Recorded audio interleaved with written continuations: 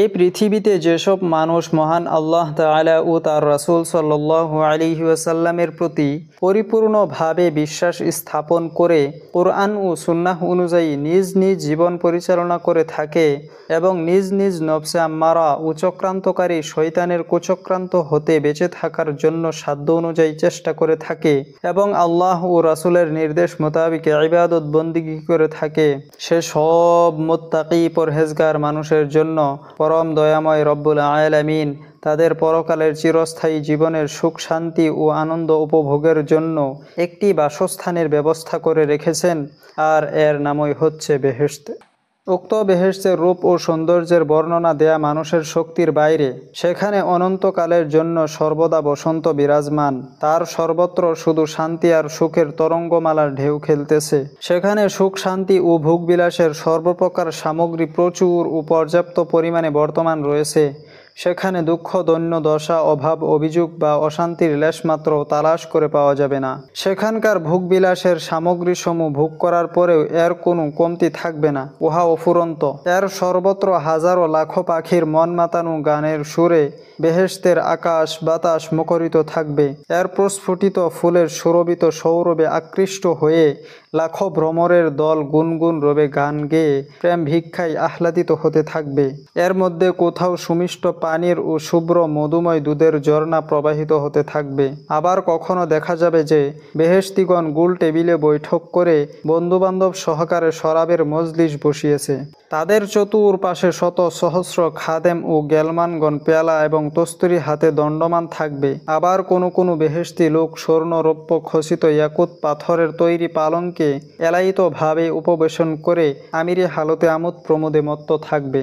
আবার কোনো কোনো বেহেশতি লোক চির আকাঙ্ক্ষিত প্রভুর দর্শন লাভের আকাঙ্ক্ষায় বেহেশতের সকল আমোদ প্রমোদ সুখ শান্তি ও হুর গেলমানের কথা ভুলে মহান প্রতিপালকের দর্শন লাভ করে ধন্য হবে। উক্ত স্বর্গীয় সুখ শান্তিময় স্থানে গমনের জন্য আল্লাহ রব্বুল আলামিনের হাজারো প্রিয় বান্দাগণ আনন্দ মনে অধিক আগ্রহে ব্যাকুল হয়ে অপেক্ষা করেছে। তাই দুনিয়ায় আল্লাহ তাআলার খাস বান্দাগণ মুমিন বুজুর্গ ব্যক্তিগণ উক্ত স্বর্গীয় সুখ ভোগের আশায় দিবারাত আল্লাহ তাআলার ইবাদত বন্দিগিতে রত রয়েছে। উক্ত বেহেশত সম্পর্কে হাদিস শরীফে বর্ণিত হয়েছে। হযরত আবু হুরায়রা রাদিয়াল্লাহু তাআলা আনহু বর্ণনা করেছেন, হযরত রাসূলুল্লাহ সাল্লাল্লাহু আলাইহি ওয়াসাল্লাম বলেছেন যে আল্লাহ তাআলা ইরশাদ করেছেন, বেহেশতের ভেতরে আমি আমার নেক বান্দাগণের জন্য এরূপ নিয়ামতসমূহ সৃষ্টি করে রেখেছি যা কেউ কোনো দিন চোখে দেখেনি বা কানেও শুনেনি কিংবা কারো কল্পনা উহা আসেনি। আল্লাহ তাআলা মানুষকে সৃষ্টির পর তাদের কর্মক্ষেত্র হিসেবে তাদেরকে পৃথিবী নামক এ ভূখণ্ডে পাঠিয়েছেন। এখানে মানুষ আল্লাহর বিধিবিধান মেনে চললে তাদেরকে পরকালে মহাপুরস্কার দিয়ে ধন্য করা হবে।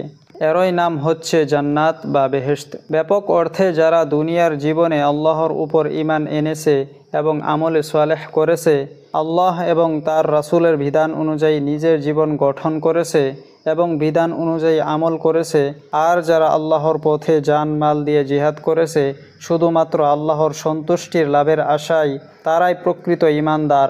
যারা ঈমানের সাথে তাকওয়ার জীবন অবলম্বন করেছে তারাই হলো মুমিন।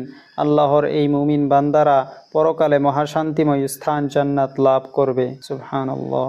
সেখানে থাকবে ঘন সন্নিবেশিত ছায়াঘেরা বাগান। জান্নাতের পাদদেশে প্রবাহিত হবে নহরসমূহ। সেই প্রবাহমান নহরের পানি যারা পান করবে তারা হবে চির যুবক ও চিরকুমারী। তাদের বসবাসের ঘর হবে লাল রঙের ইয়াকুত পাথরের, যার গাঁথনি হবে মেশক ও জাফরানের। সে ঘরের একটি ইট স্বর্ণের ও একটি ইট রূপের।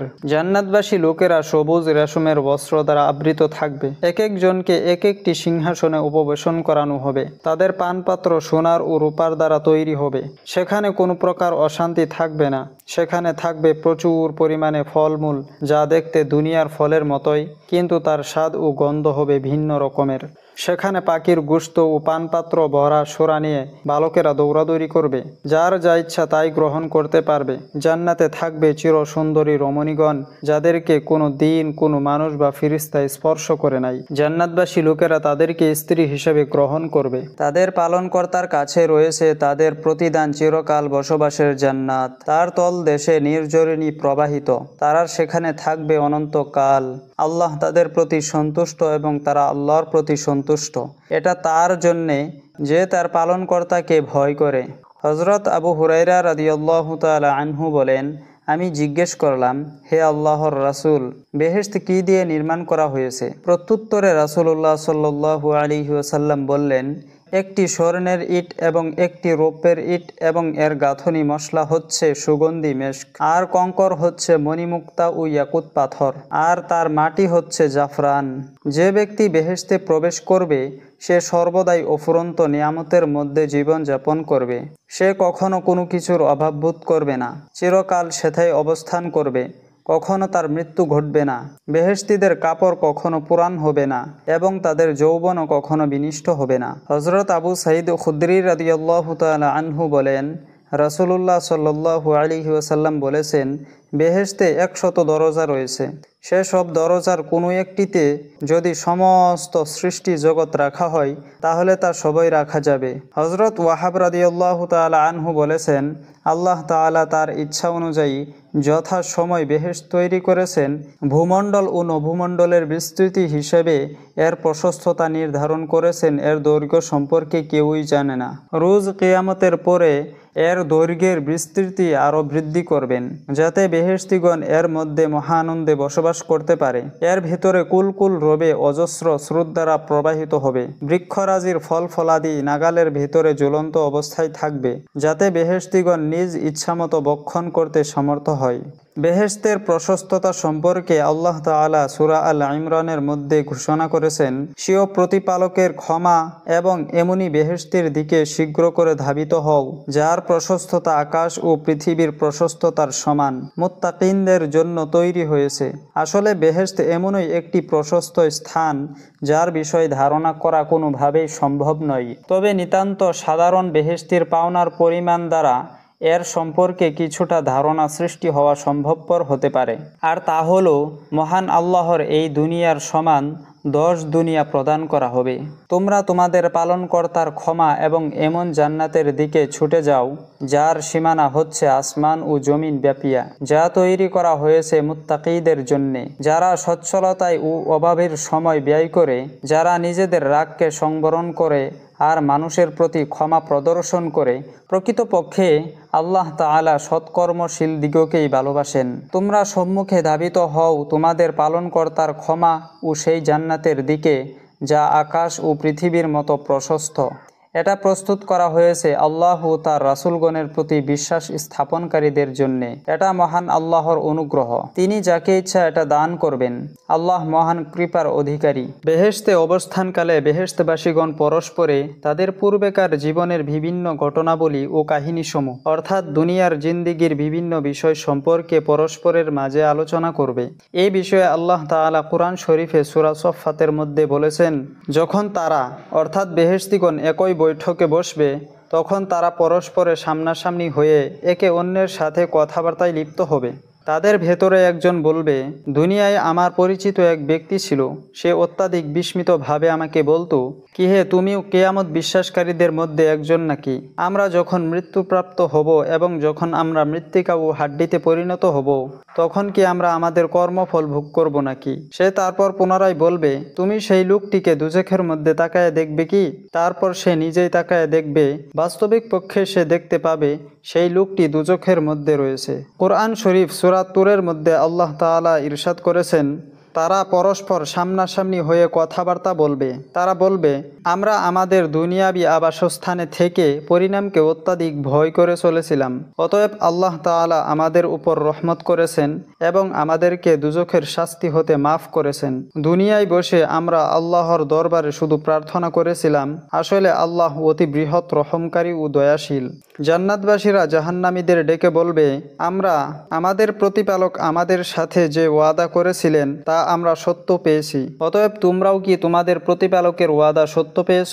তারা বলবে, হ্যাঁ। অতঃপর একজন ঘোষণাকারী উভয়ের মাঝে ঘোষণা করবে আল্লাহর অভিসম্পাত জালেমদের ওপর। কোরআন মাজিদের সূরা হুজরাতে আল্লাহ তাআলা বলেন, আমি বেহেশতীদের অন্তর হতে পার্থিব জীবনের হিংসা বিদ্বেষ দূর করে দেব। তখন তারা ভাই ভাই হয়ে থাকবে এবং সুসজ্জিত আসনে সামনাসামনি আসন গ্রহণ করবে। অর্থাৎ কোনো কারণবশত দুনিয়ার জীবনে যদি কারো প্রতি কারোর ঘৃণা বিদ্বেষ থেকে থাকে তাহলে বেহেশতে প্রবেশের পূর্বেই আমি তার অন্তর থেকে পৃথক করে ফেলব। ফলে সমস্ত বেহেশতিরা সেখানে পরস্পর ভাই ভাইয়ের মতো বসবাস করবে। কারো মনে তখন আর কোনো ঘৃণা, বিদ্বেষ ও দোষ থাকবে না। হযরত আবু সাঈদ খুদরি রাদিয়াল্লাহু তাআলা আনহু বলেন, রাসূলুল্লাহ সাল্লাল্লাহু আলাইহি ওয়াসাল্লাম বলেছেন, মুমিন বান্দারা যখন ফুল সিরাত পার হয়ে জাহান্নাম থেকে পরিত্রাণ লাভ করবেন, তখন বেহেশত ও জাহান্নামের মধ্যবর্তী একটি পুলের উপর তাদেরকে থামিয়ে দেওয়া হবে। আর পার্থিব জীবনে একে অপরের প্রতি যে জুলুম অত্যাচার করেছিল তার বিচার করে মজলুমের হক প্রদান করা হবে। তারা যখন জুলুম অত্যাচার হতে সম্পূর্ণ পবিত্র হবে, তখনই তাদেরকে বেহেশতে প্রবেশ করার অনুমতি দেওয়া হবে। অতএব যার নিয়ন্ত্রণে আমার প্রাণ, তার শপথ, তাদের প্রত্যেকেই তখন বেহেশতের আপন আপন স্থানের প্রতি এমন স্বচ্ছন্দ গতিতে চলতে থাকবে যেমন পার্থিব রাস্তাঘাট সম্পর্কে তারা পরিজ্ঞাত ছিল।